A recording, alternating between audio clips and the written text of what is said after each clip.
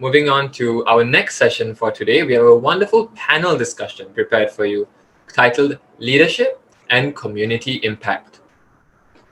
Well, here's a bit of background about what this session is going to be about. The youth are often misled regarding the concepts of leadership and community. Therefore, it is our pleasure to invite two of our very talented guest speakers to coach you through all facets of leadership and what it means in today's context. So our expert speakers for today are Mr. Aditya Kanathala and Ms. Samrita Adwani. Additionally, this panel discussion will be moderated by our two very talented guest moderators, the wonderful Smriti and Ramana. So before we dive right into today's session, here's a bit more information about our two very well accomplished speakers.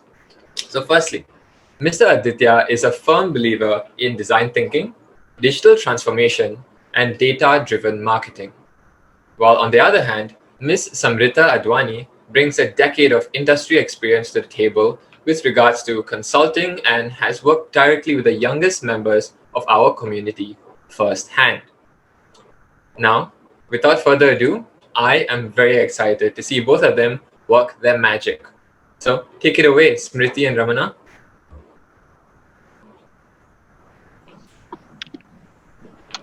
Hello. Welcome to the panel, Mr. Aditya and Ms. Samrita. Good morning. Good morning. Hi. How are you doing? Great. How are you? I'm great. I'm good. Hi, Smriti. Can you hear me? So, Can you hear me now? yes, Hello? but we can't see you.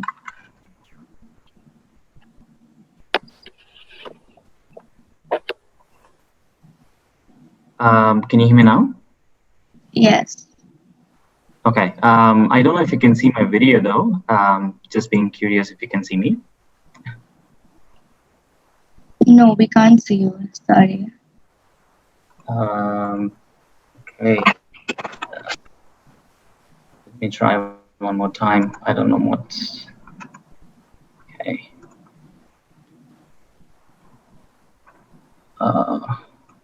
Sorry for the technical glitch. It's okay.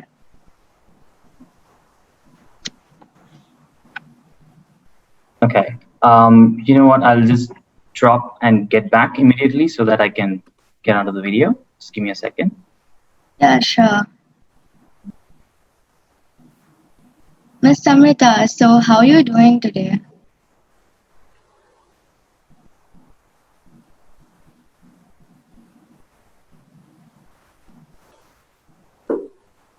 So hi everyone, I am Smriti from Singapore and I'm a secondary 2 student. Ms. Samrita, would you like to introduce yourself?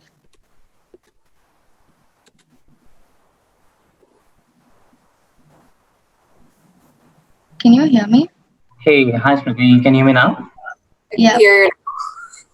Can you still not see me or? I still can't see you. Can't see you. Okay. Why don't you just go ahead and start? I'll fix my video here. I don't know what's going wrong, but I was able to see myself until now. I don't know what went wrong, but just get started, get this fixed. Yeah, sure. That's fine. Okay, Ms. Samrita, so welcome. It's a pleasure having you here today. So my first question for you is, you're a great leader and I'm sure you must have done so much related to leadership.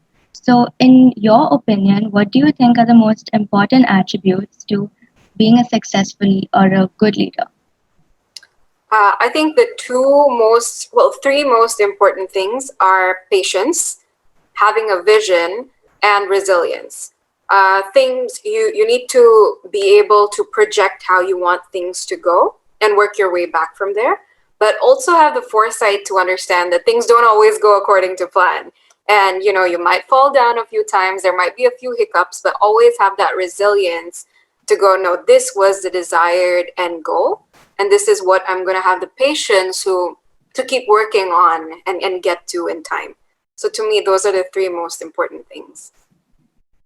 So how do you get the motivation to do this? Like, as you mentioned, you need to have the resilience. So in order to be resilient, you need to be motivated. So where do you get this motivation from, the inspiration? Who do you look up to for mentorship? So for me personally, it's always been an inward journey. I've pictured what I want my life to look like, and what I'd like for the generations to come. That's not to say that I'm entirely self-made. I read a lot, and I have a few books that I look to for inspiration, like The Power of Now, for example. The Magic of Thinking Big. Those are two books that have really inspired me to be where I am today. And most importantly, I have a routine. So when I wake up in the morning, I think of things that I'm grateful for. And gratitude attracts abundance. So think about what exactly it is that you're grateful for and what you'd like to bring into your life. So I start with meditation, set my intention for the day, and work towards it. And it's very rare that I don't accomplish it once I set my mind to it. Wow, that is like so inspirational. Is there a specific person you look up to for inspiration, motivation, or someone who has, taught you a lot in life? Sure, there are a lot of people. So everything I do well. I want my parents to be proud. So they're the first inspiration. Also doing it for generations to come. So one day when I do have a daughter, I want her to be proud of what her mother did and who her mother is and the legacy I sort of leave behind. So it's not just people who currently exist, it's the generations to come as well. Okay, that is really nice, meaningful.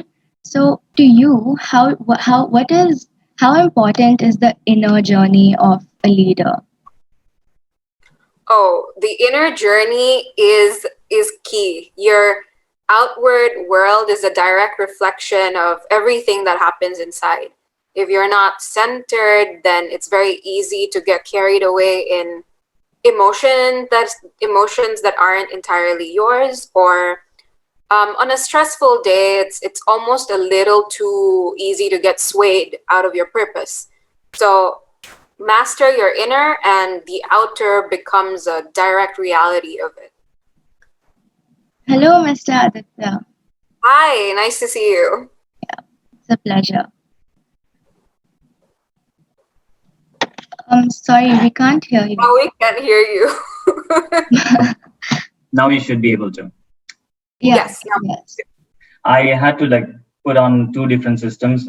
Somehow my main camera stopped working and decided not to work right away. But anyway, yep. Yeah, no worries. Okay, so as I asked Ms. Samrita, what do you think, to you, what are the most important attributes to being a good or successful leader?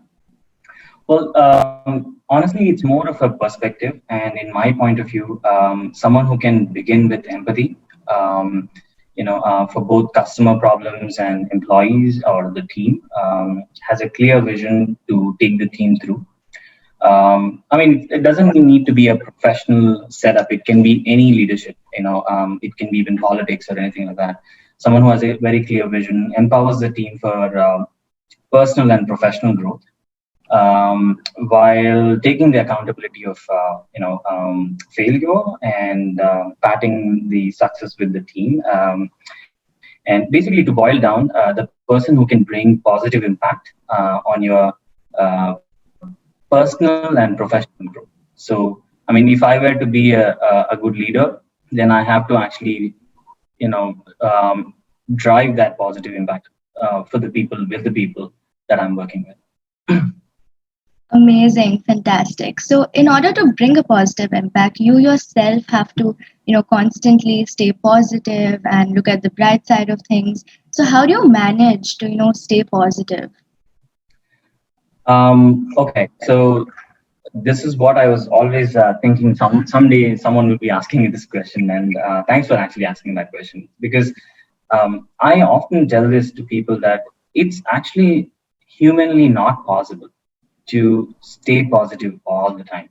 And you hear a lot of a lot of people saying stay positive and just cruise through your life and do something amazing all the time.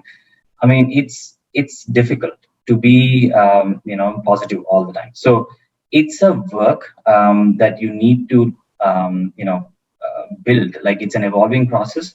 So everybody will go through ups and downs. I mean, think of it this way: people will go through anxiety. People will go through issues with whether it's friendships, whether it is office atmosphere. Everybody goes through something, but you have to kind of accept that this is the reality, and in order to make your life a better one, so work for it, and so try and put things together so that you have like a positive life. So that's the thing. So don't get bogged down by all the negative things that are going on your end. Try and it's very human to feel anxious, to feel restless, to feel angry and everything. It's quite common. Even the biggest leaders of the world actually go through all that. So yeah, taking that, just think of it like day by day. Just put yourself to get yourself positive. That's it. Of course, yeah, there's no way we can avoid negative energy, but a good way is really just to look at the brighter side of life. So, do you have any specific practices which help you to, think positively and like just make sure that negative energy and all that doesn't get to you? Yeah. So I mean, it's very important. I believe someone who actually is in peace with thyself, will become a purposeful and an impactful leader, if they choose to be one. So the important practice that I have learned over a period of time is, knowing that I don't know much. That's the first step, which basically makes me stay humble, and which also makes me learn in any given possibility, and empathize with the fellow beings around me, and building on my spiritual awakening in terms of I mean, everybody chooses a different path, whether it's meditation, yoga, or heartfulness or anything like that. But just understanding who you are is the first step of you know your journey, right? And then comes making peace with yourself, in terms of knowing who you are and working towards to what you want to be. Yes, I definitely agree with you. Making peace with yourself is definitely the first stepping stone to your journey. So I'm sure throughout your journey, you must have faced certain failures or setbacks. So would both of you like to share anything about certain failures or setbacks that you faced? Yeah, Aditya, you want to go first? Yeah, sure. Well, I thought of most of the setbacks were out of my control, initially, only to realize that most of them are all well within.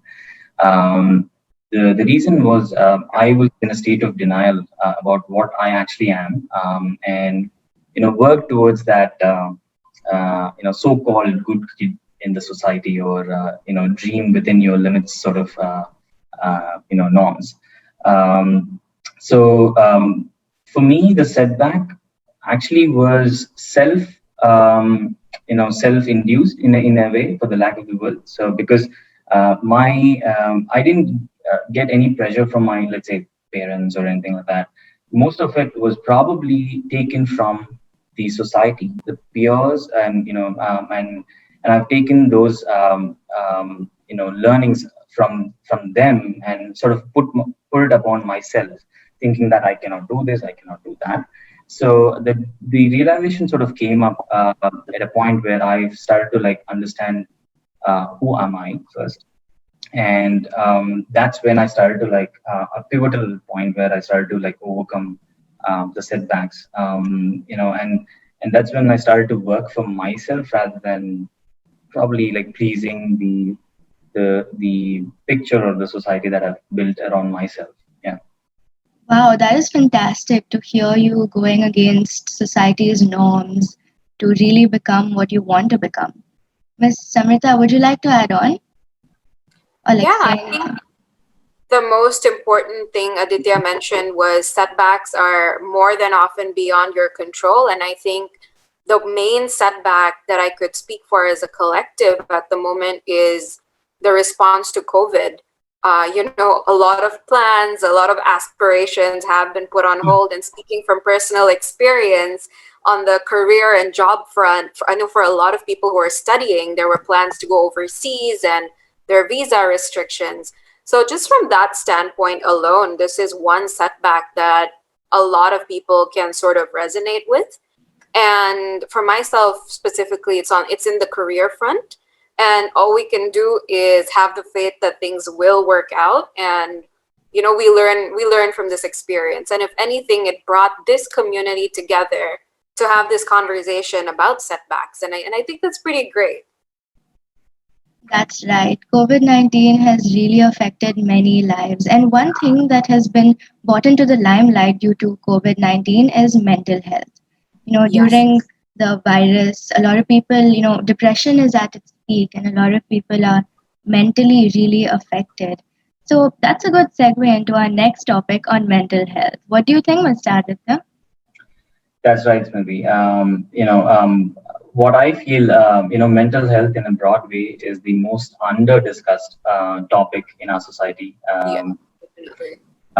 Yeah, and maybe it's an Asian thing, but I find it difficult for people generally, to say that I'm going through anxiety, I'm going through depression, or in general, like I'm too stressed and I need some help. I mean, we maybe it's because that society has always wanted, or rather, we thought, we are in that society that always wants us to be the best, be like someone else, do something big, start something, big.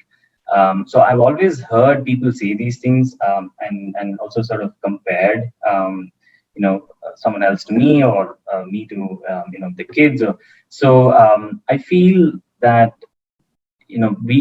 we don't realize, but we sort of get into that never ending rat race of trying to be that someone who probably fits into that idealistic world, and only to realize probably at some certain point in time that you might be successful in whatever you're trying to do, to fit into the norms, but you will not be content.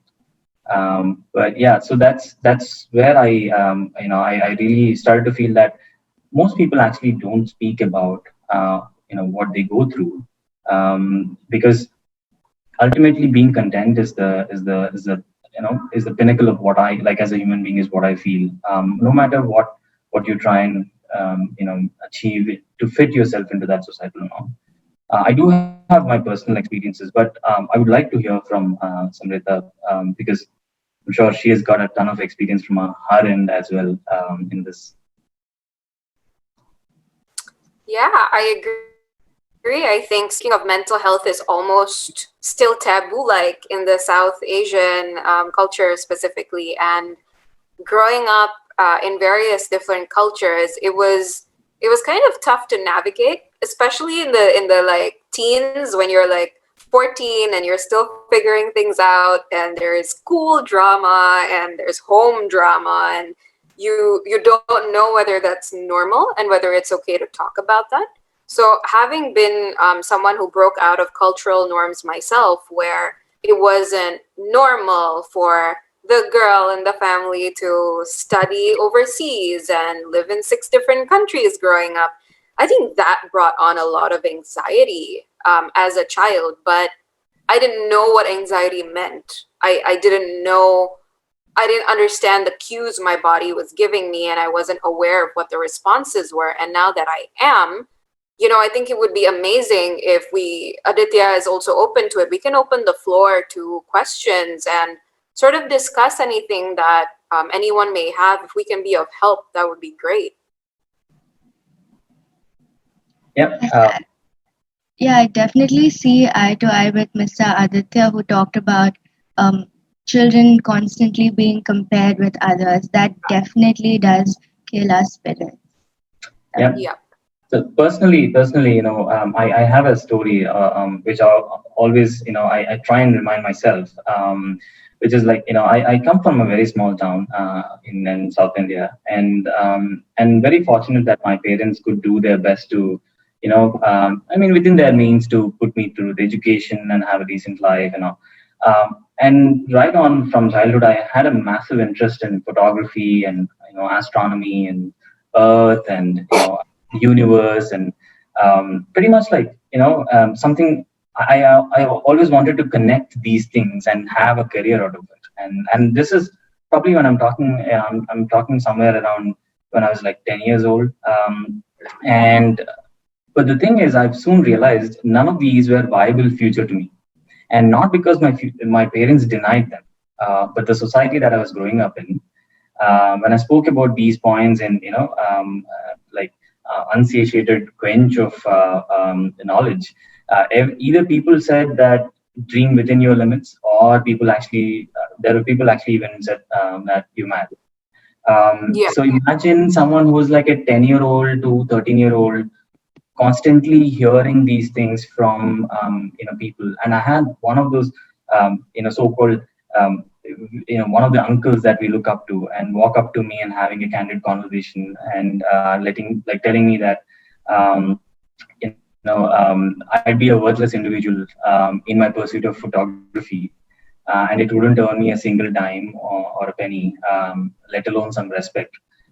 So these all shape you. Like when you are 10 and 13, these you never know that you're taking a lot of weight on your head or on all these things, Yeah. right? It kind of it shapes you in terms of how you are as a person and how your future is going to be.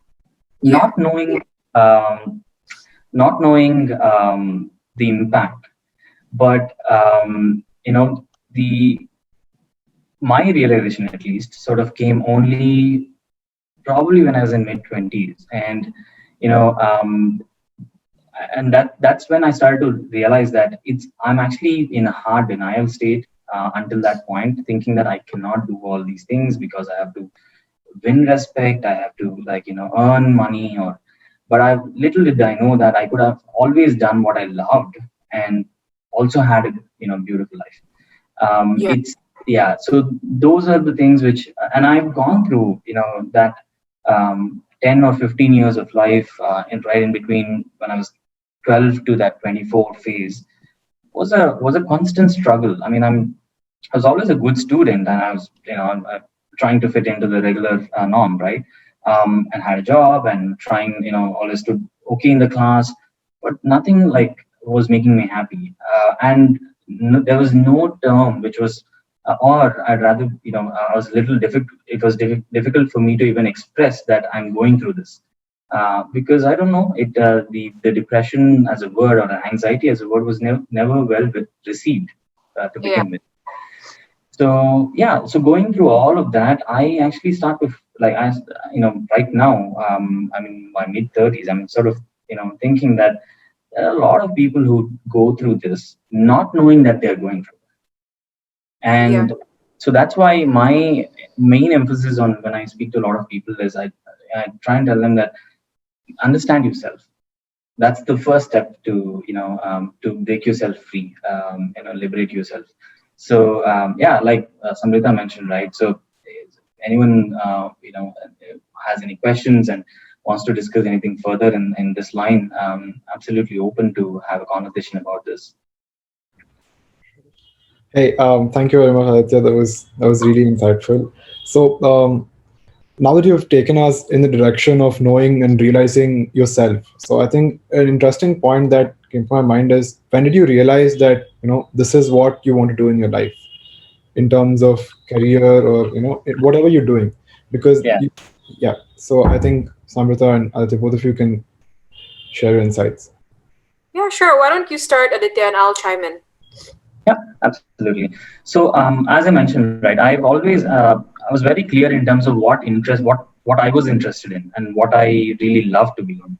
But unfortunately, from the age of 10 all the way till 2024 ish, so I was in constant denial in terms of I cannot do that because of the fact that I need to make a decent living, I need to get a job or something like that, right? So um, I've always wanted to be a film maker, but from a natural like film context point of view, which is more around, you know, the earth and nature and everything like that. So, and I think in my personal journey, when I was 22, 24, I had it's like, I don't want to call it as an awakening or anything of that sorts, but there was a point where when I was studying in the US and I got back to India, and there's this constant struggle, to do like find something next, do something again, study something, like as in, get a different job.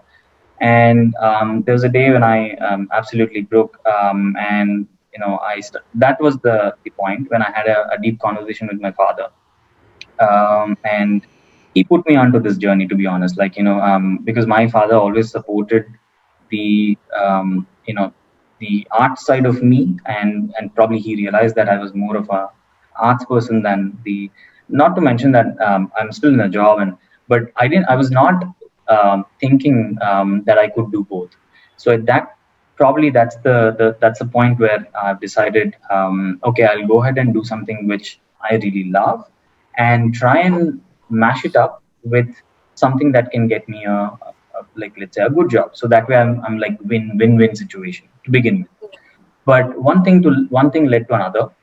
I ended up going to a business school, and I graduated with a degree in advertising and content production, which is something which I really love.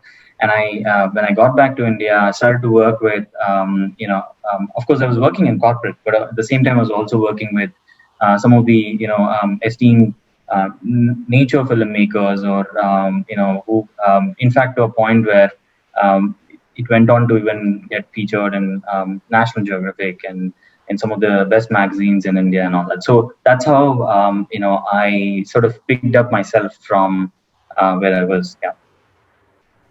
That's awesome. Yep. From my end, I've always been a communicator. I grew up telling stories.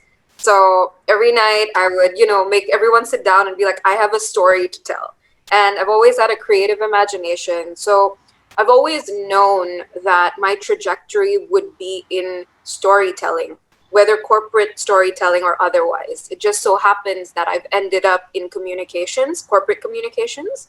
But I also have a very passionate side of me for tea, like blending teas specifically. I've always enjoyed that, as bringing people together, and just having a little tea chai session in the evening. Everyone sits down, you talk about your day. So these two things have always been very close to me. And while I am blending teas as a hobby, so that's something I do for my hobby now. In my professional life, I work in corporate communications, and that sort of enabled me to mesh the two together. But it wasn't an easy journey, because growing up, I didn't know communications was a thing. Because when I went to university, it was, okay, are you going to do business or science? And no point into marketing, into communications. And that's something I sort of figured out along the way. Now, I'm always grateful that I had family who and teachers who saw the talent and said, you're an incredible storyteller. You're great with words. This is what we think you should do. And by all means, that's what I ended up doing. So just to circle back to the question, when did I know? I've kind of always known, and I think if the right people can bring it out of you, which is what I really hope to help. If I see talent, I want to nurture it. The right people can bring it out of you, and you can make a passionate hobby part of your day to day. It doesn't have to be something you throw in the back burner just because you can't make money of it. Interesting.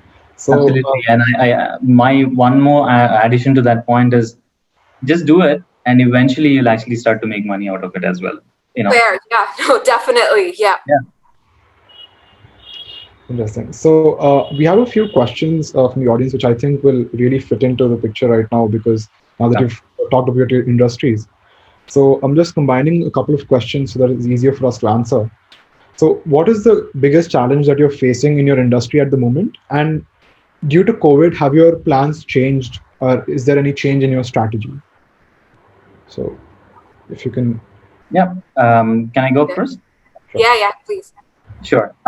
So the massive shift that is going in mind is, so if I break down, I mean, I work for a firm which is into manufacturing, but semiconductor manufacturing. But I probably position myself as more of a tech industry person. So because of course the semiconductor is part of tech. So the biggest change that the industry is going through is it's in a constant transformation. I believe if you look at the world, the world is probably growing like in multifold the past. Like imagine like 2000 to 2010 versus 2000 to 2020 probably would have grown from technological advancement point of view. It's like super fast. So the whole point is you try and pick up something in terms of doing it for your organization. By the time you start to learn and you start to like implement those things in your organization, you start to realize that it's already like it's the end of the curve and it's probably getting down. So it's essentially just being quick, understanding the landscape of different technologies that are coming up, and how best you can put them to use for your business is something that you really need to understand. That's the constant evolution that's going on. And fortunately, at Intel, I had this great opportunity to work with my ex manager, Jamshed Wadia. So he absolutely amazing guy with a clear vision, and you probably need someone like that to know what's coming ahead of your curve. Yeah. It's not possible for everyone to know what's coming ahead, but there are those few leaders who know that. And the best thing that you can probably do is tag along with that one person who has that clear visibility of and of course the perseverance and resilience to go ahead and do that. And so those I think are like the big things. So from me, in terms of the massive shift that industries are going through, especially from marketing transformation point of view, I had this great opportunity to join the team and sort of pick up the tools right when they were actually making a big dent in the business, and and learn as we are implementing those tools. And as time passed by, the tools actually even perished, and we are actually coming up with new tools and implementing new strategies and everything. So, and I mean, for that matter, even the COVID, the question that you asked, right? I mean, we've always done events. Always done virtual events. But imagine a day when a virtual event with 1,200, 1,500, 2,000 people has become a norm. And this has never been the scene. So how fast you adapt to it, and how fast you learn from any of the mistakes that you do is the key here. So that's how we are actually dealing with COVID. A lot of digital transformation happening, a lot of virtual events happening, which probably were not the scene earlier, and we're learning as we're going. Yeah. Yeah. For myself, how have things changed? The industry specifically has changed drastically, because when you work with corporate communications, you're also working with media, press releases, and it is a support function largely, unless the industry is in communications. And how it's affected is that with COVID, we need to add on something called crisis communications, so that moving forward, there's always a business like a continuity plan. And that's something that there's a lot of focus on right now. There's also the flip side of it, which is unemployment. Like, I was furloughed at the start of the pandemic, and getting back on ship and getting the right role that, presents the story and the narrative that I want to move forward, that's another challenge. Has it changed my long-term plans? Yes and no. It has, in the sense we need to really be prepared for uncertainty. Like I said, crisis communications, there's a lot of focus on that. And people such as myself in my position need to really think on our toes. And there's no time to waver with decisions. If a crisis comes on board, we need to be in a position where we can sort of look to the future and say, this is what happened in the past, this is what's going to work, and this is how we're just going to keep moving forward without allowing the business name to get tarnished. Reputation always stays on top, especially no matter what time. So that's a very big challenge. And in that sense, things don't change.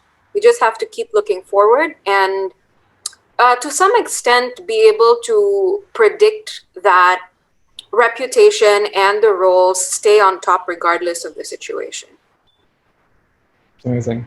So let me retrack a little bit here, and we have another question from the audience. Sure. So they ask, how do you overcome this fear of wanting to follow your passion as a career? And I think we can take the conversation ahead after that. I think Aditya has a lot of stories on that front. Yeah. So it's personal for, like, I would probably say that it's very personal because imagine someone who is really passionate about, I'm just making this up, but let's say if someone is really passionate about being in film industry and he wants to act or write, so but if he or she comes from a background where they probably are the primary breadwinners in the family, right? It's something that a person has to decide for themselves. I'm not saying that you should choose either or, but it's more of a priority, like prioritization at that point. But what you can do, at least what I have done, is you just get the basic building blocks sorted, within your life, whether it is probably earning bread for your family, or whatever you consider as basic building blocks. Just get that sorted, and the sense of liberation that you would get with that sorted immediately will give you enough opportunity to think about something else. So if you're passionate, like I was, like, really passionate about storytelling and working on photography and nature films and everything. So the first step that I've taken towards working on my passion point was, yes, I've sort of figured out the building blocks, and okay, and at that point I've told myself that I'll take a year or two, because if you look at the entire lifespan, I mean, if you really spend about a year or two honing your skill set, and trying to prove it for yourself, then I don't think you are actually losing much in your life, right? So take a year or two, and if it needs some convincing to be done, be accountable to only the closest people that you feel that you need to convince. Or in fact, if it is not needed, no problem. Just go ahead and tell to yourself for almost like a year or two, give that dedication to something that you really love. And when I mean give that dedication, I'm telling you from my perspective that nothing comes easy, and I've learned it very hard way. So for you to be like really great at what you want to be in, like in terms of the passion point, spend those 1 or 2 years as if these are the last 2 years what you've got, right? And I'm sure as you spend more time polishing your skill and working through towards your passion, you will start to realize that nature or the universe will come together and make it work for you. Might not be a great opportunity immediately, and you might not just get something amazing into your hands. There might be some people like that, but it will definitely give you some bits and bits of confidence, plus some ways ahead to move forward in your passion point. So I definitely definitely believe in the biggest, the secret, the universe secret, which will definitely come together, provided that we give that 1 year or 2 years of serious dedication to what we really want in our life. Yeah, that's how I put it. For myself, like my opinion and take on this is networking. While I completely agree with what Aditya says, it makes so much sense. I also think for certain things, such as for myself, communications, I had to speak to a lot of people in the industry to know that this is the right decision and what their experiences were. Because if you're still starting out and you're like kind of confused about what the trajectory will look like and whether the day-to-day is something you enjoy, then it's really important to speak to someone who has that experience. Now, when I first started, I spoke to a lot of people and I asked, hey, what does every day look like for you? Because, your career, your job, whatever you do takes up more than half of your day. If you're not happy doing it, you're not going to be happy overall. So for me, that's the first step. Always speak to people who have the experience in what you're looking for and network. Because when you have a network of like-minded individuals, you have a fallback. You're able to go back and say, look, this situation happened. I need help. What do you think? How can I overcome this? And that's when you get the necessary support. Without that, there's confusion on who to turn to because there's so much you can do in today's day and age that not everyone understands each other's line of work. So it's really important to be surrounded by people or have a fallback who understand exactly what your passions are and what you want to do. It's really interesting. I mean, it's good to have really these two perspectives which mix and match really well together. So so I'd like to conclude. Like, I think we can conclude our discussion with, we have a really good question from the audience, and I'd like to add my own secret sauce to it. So Sure. the question we have for the both of you is, as young people, if you could change one thing in the world, what would it be? And adding to it, I think in conclusion, so if you can give us a one secret recipe of yours that works for you to be a good leader and have some great community impact. So I think that would be really good if you can have your closing thoughts with these 2 points. Hey, Samrita, are you going ahead or? Yeah, sure. For myself specifically, actually this morning was revolutionary because of the elections. And I think one thing that would be very important is more diversity and inclusion. And being, female, working corporate, that's always an ongoing, it's an everyday battle where are you getting paid what you're worth? Are you doing what you're worth? And are you able to get the opportunities as equally as anybody else can? I'm not just specifically talking about female when I say diversity and inclusion. I also mean your race. Like, are you getting equal opportunity to just as anyone else? And if there's one thing that I could change, which is an ongoing process, but things are moving forward, it would be more inclusivity and having more diverse females on boards of organizations and part of a team, because we bring a very different energy and approach to a situation. Yep. And your secret recipe to being a good leader and having community impact? Articulation and communication skills. I think it's important to be decisive. People, when you mention a leader needs to have clear direction and not be wavering in the thoughts. So it's important to not only have a clear direction on where you see it going and where you want to go with it, but also be able to articulate that vision. Because a vision without the right manner of putting it forward won't go anywhere. So have a clear vision, have direction, and be able to articulate that in a way that motivates people to believe in your vision as well. Yeah, absolutely. I do agree on that, Samrita. Yeah. And to my point on the one thing that I would love to change is just bring more empathy in the world. Make I just want people to consider everyone that they're speaking to as another person. So yeah, that's the big thing that I would really love to make a change, make this world a little more empathetic. And I'm in my own little efforts. I'm actually trying to do that. The secret recipe, actually, I don't know if it is a secret recipe, but I do go by this particular quote. I want to actually quote my father here.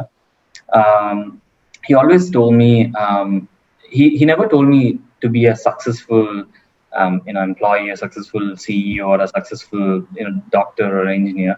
He's always, I think for my entire life, he's always told me to be a purposeful human being. So That's uh, amazing. yeah, so I've always stuck by it, and Yeah. I honestly feel if you are a purposeful human being, naturally people will start to like appreciate for what you are. So that's my leadership trait. Amazing. Thank you very much, Samrita and Aditya, for this really wonderful conversation. And I think we all have insights which we can apply right now, like the very next second from this conversation. So that's been really helpful. Thank you, Rama, and thank you, Smriti. It's been great to have a chat with you guys.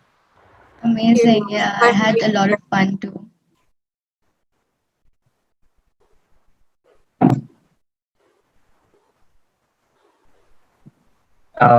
So are we going to be on this session? I'm just curious to know because I don't know if I have to like log down or No, it's over. yeah. Yeah, you Okay. can turn off All the right. cameras. Bye. All right. Bye. Thank you Thank you for so having much, us. friends. Yeah, it Thank you was a for having pleasure. us. The pleasure Absolutely, is it was all a pleasure. ours. Pleasure. Thank you. Hey, Ramana, so how do you find the session? Was great, wasn't it? Yeah, it was really interesting. And I feel, like I said, I mean, things which I can apply right now going through what they've told us about. So that felt really interesting. Yeah, of course. Recently I was like so confused about choosing my subject combinations, but I think Miss Samrita's idea of networking has really given me an idea to, create a plan. And yeah, it's just great. It was such a meaningful session. It was great working with you. Bye. Bye-bye. Bye. So thanks, Smriti and Ramana, for elegantly moderating the previous session. It felt really natural, more like a back and forth conversation rather than a formal interview sit down type of session. And so, Ramana, I would like to ask you if, in one or two sentences, do you have any main takeaways that you would like to share with the audience? Because Smriti just chipped in already. Sure. So I think my main takeaway would be uh, focus on your long-term vision, but also have really actionable and articulated short-term plans.